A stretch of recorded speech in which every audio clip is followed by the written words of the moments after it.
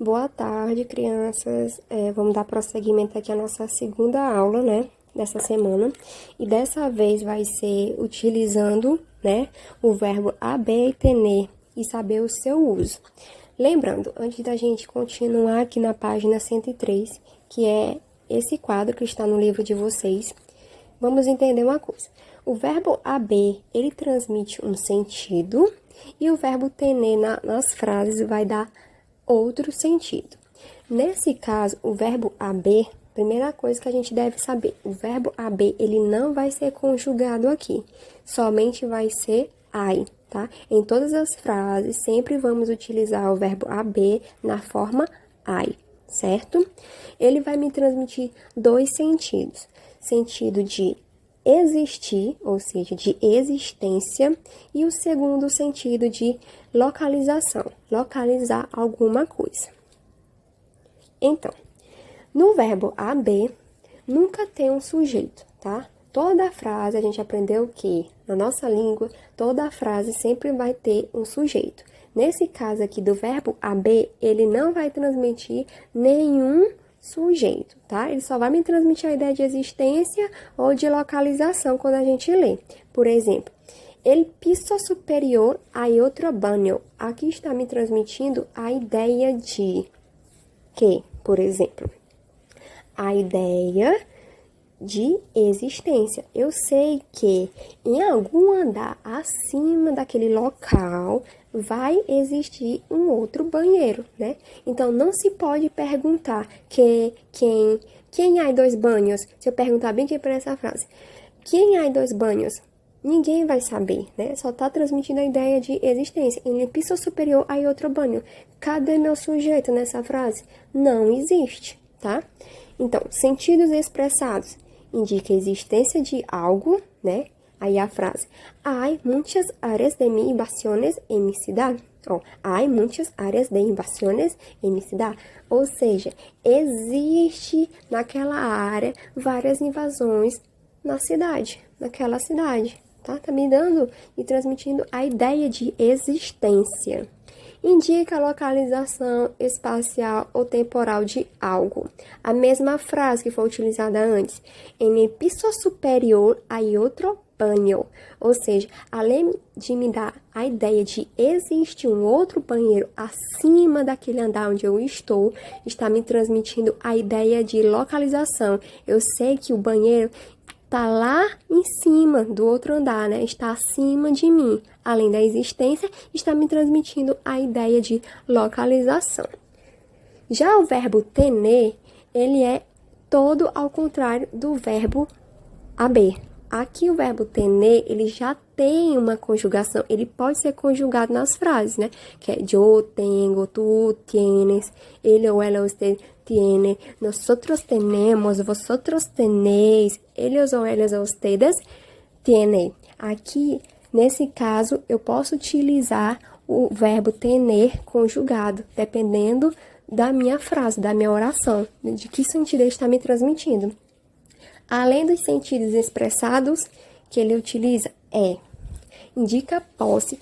Eu só vou utilizar o verbo tener quando ele me transmitir posse ou propriedade, algo que é só meu. Eu lutei para conseguir aquilo, né? E também pode me dar o sentido de algo abstrato. O que é esse sentido abstrato? São sentimentos que pertencem a você. É algo que a gente sente, mas a gente não pega, tá? Então, pode indicar sentimentos ou sensações, né? Tenemos miedo de salir por la noche, ou seja, qual é o sentimento aí? De medo, né? Então, tenemos, ou seja, eu e outras pessoas têm medo de sair à noite. E uma terceira sentido, né? Ele indica rasgos físicos, ou seja, são características próprias de uma pessoa, tá? Por exemplo, em português, que eu posso dar esse exemplo para vocês. Ana tem cabelos curtos. Esse tem é o verbo tener da nossa língua. Traduzindo para o espanhol. Ana tiene pelos curtos. Ou seja, aquela característica pertence somente a ela. Então, está me trazendo a ideia de posse em relação às características físicas, tá? continuando aqui.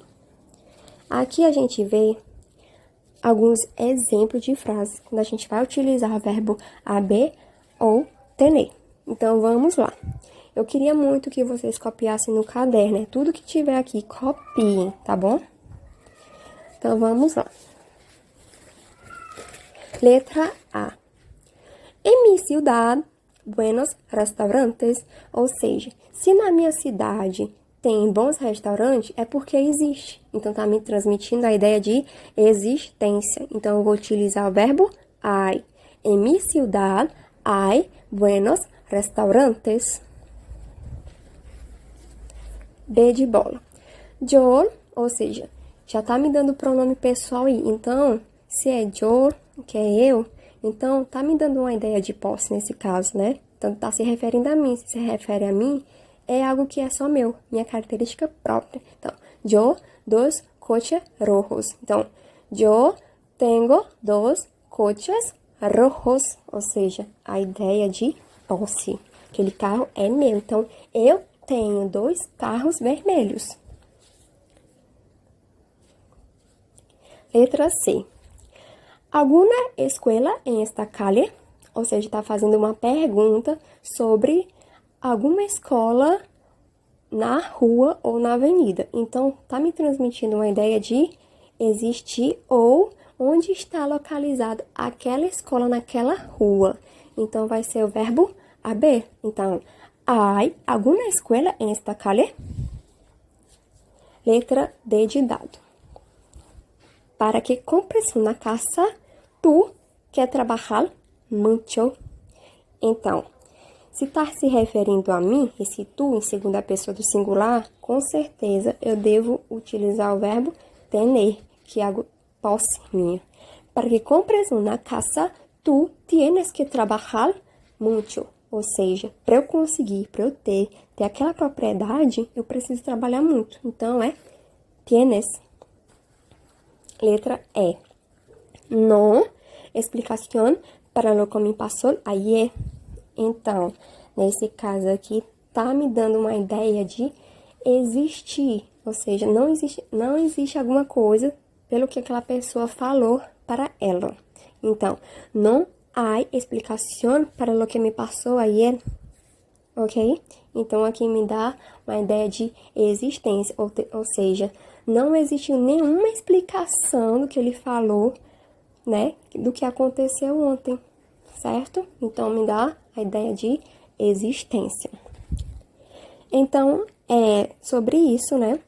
Que a gente tem para estudar do verbo haber e tener. É um assunto bem pequenininho. Parece fácil, mas ele é bem complicadinho, né? Que a gente tem que interpretar as frases para saber quando a gente utiliza o verbo haber e tener. Mas lembrando, repassando aqui, o verbo haber vai me transmitir a existência de... Não, o verbo haber vai me transmitir a ideia de existência ou localização. O verbo tener, ele vai me transmitir 3 ideias, que é de posse, de sentimentos e características físicas, ok? Então, para a gente dar prosseguimento, né, para vocês praticarem isso, vocês lá na página 104 do livro, vocês vão ter somente 2 questõezinhas, né? A primeira e a segunda referente a esse verbo. A primeira sobre o verbo, né, que vocês vão ter que utilizar, se é hay ou tener. E a segunda questão tem a ver com vocabulário, tá bom? Então, a gente se vê na próxima aula.